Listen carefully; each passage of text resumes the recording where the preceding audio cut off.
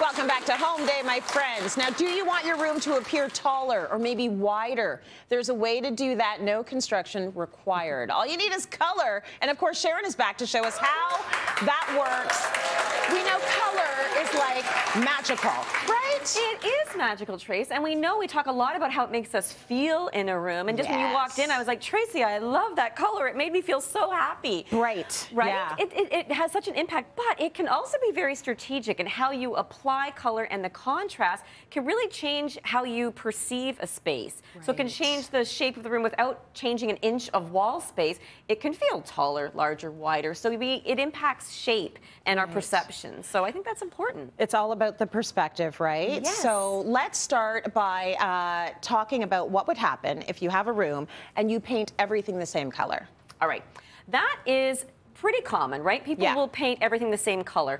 And what happens in that space, in this space it's all white. Yeah. So you don't look at the barriers in a room. So it kind of feels a little bit more open. When you go with a light color, especially if you have a lot of sunlight coming in, it reflects off lighter colors. So that just naturally happens. And of course, any incandescent and lighting that you have will also reflect off that. So it feels lighter, it feels more spacious, it feels more open. And again, like we've got some dark furniture here, but it's spindly. Your eye can look through it. If you had a big black sofa, it's going to be a very different look. Yes. So you want to minimize everything as far as contrast goes. Beautiful. Okay, now do we have an example of what happens if you just paint one wall? Yes, and you know what? Just for starters, look what happens when I start painting our accent wall. Your eye goes right there. It gets drawn in. Exactly. Right. So when we're talking about accent walls, which we do a lot, when it's a dark color especially, it kind of visually shortens the depth of that room. So suddenly that room feels shorter to you.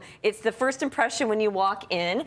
And so again, your eye is kind of going right to that. Yeah. And it can also make it more intimate. I mean, I think when you look at the dining room here, I love how that wall just kind of makes it feel a little bit cozier. And it delineates space. And on that note, I really want to show you this one, Trace, because this is a really cool open concept space. That is awesome. Isn't that awesome? Very modern. That dark cube, because it's not even just the one plane of wall. You can sort of see the dark color goes all the way around the side. But it really accentuates the interesting angles of the architecture in the space by painting that. If it was all white, you wouldn't notice that. Yeah. So it's strategic. So it does a few things. It makes that big space feel a little bit smaller, a little cozier, the family room.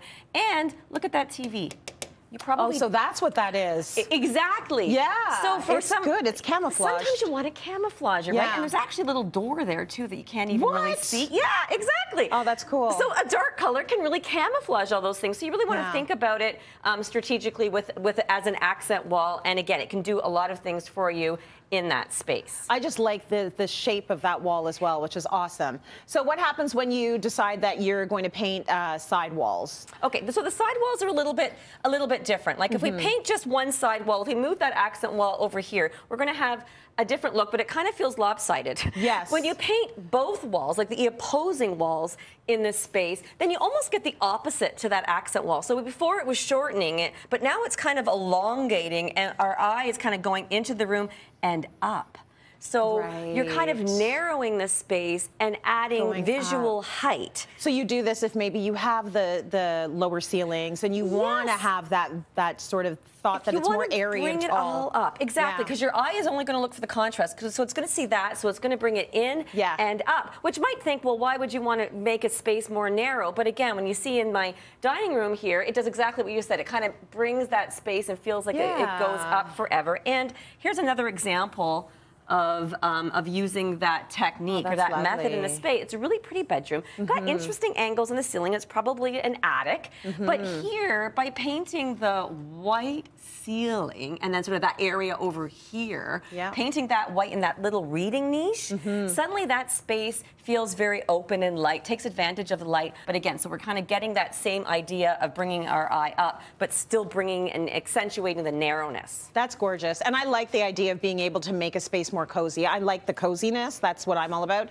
Okay, let's talk about painting the ceiling a contrasting color, because that's the other thing you might want to think about doing if you're having some fun with perspective. So fifth wall, right? I always call it the fifth wall, the ceiling. Think about it, add color to it, just for fun even, just to bring an impact of color, a pop of color. But when you put a dark color in the space, it actually brings the ceiling down. It does. Right? Yeah. So it can be very cozy. You might think, why would I want my ceiling to be lower? You want to maybe create a more intimate space. Right. Like, again, in a dining room, a bedroom. I'm thinking also a great room. You know, yes, if I had the kind of house that had a great room, they're usually so huge, you might want something to make it feel a little bit more cozy. A little bit more cozy. Right? And actually, you know what, Trace, if you want to grab that This one? bedroom. No, this one here, just because you said that, it reminded me. This is a really great example, too, where the dark color doesn't have to be so dark on the ceiling, right? Like, this is just a little bit, it's kind of like the same color as the door. Yeah. We kind of brought it up onto the ceiling.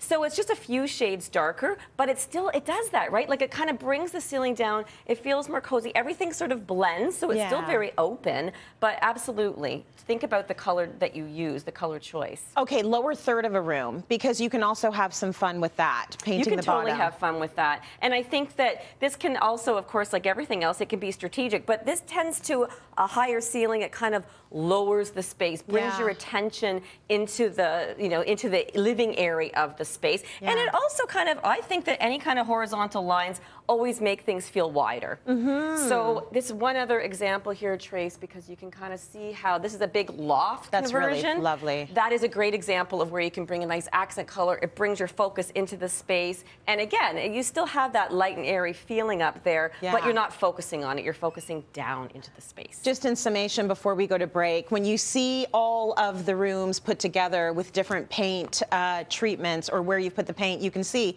it's all the same room and they look all completely different. Completely different. So it's all about where you place that paint if you're looking for bigger, smaller, more cozy, all of the things. Exactly. Thank you, Sharon. Okay, we're going to go to break. We'll be right back. Stay with us.